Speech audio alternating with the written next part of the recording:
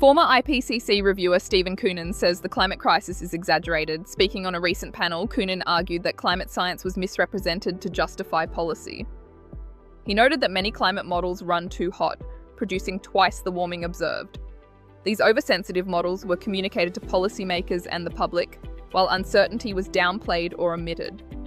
Koonin linked this to real-world outcomes: higher power prices, weaker grids, rushed decarbonisation, and reduced energy access.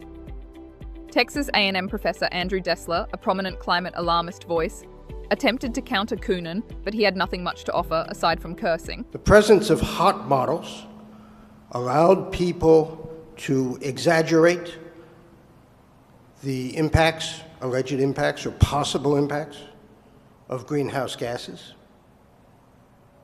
The scientific community failed people like you, Andy, and people even more credentialed than you, did not stand up and say, no, that's not correct.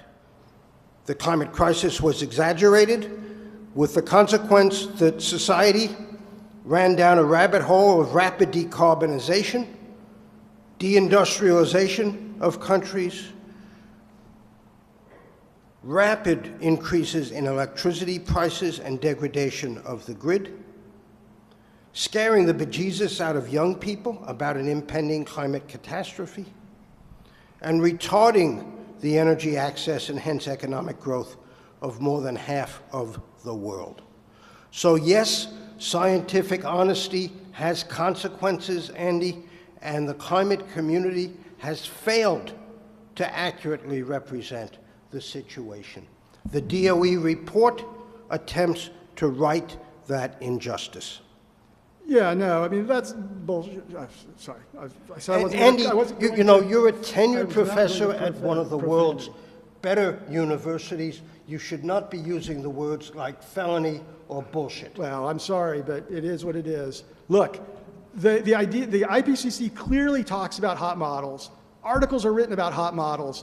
What Dr. Koonin is saying is just this fantasy conspiracy theory about how people have been misled. I mean, you know, the people who are being misled are the people who read the DOE report. That's misleading. It is not, I mean, I can't, I mean, what more can we do? It's in the IPCC report. People write it. Everybody you talk to knows about it. I mean, it's just, you know, are there people who exaggerate? Sure. That's not the scientific community's fault. That is not the fault. I mean, the DOE report is far more egregiously misleading than anything in the scientific community that scientific community has said. You know, and I'm sorry, it is a scientific felony. What you guys did in that report violates every norm. There's no peer review. The way you omitted evidence, you know that would not make it through peer review. You know a grad student turned that into you. You would tell him to go back to his desk. Andy, you just gave a 5-minute disquisition on economic impacts, right?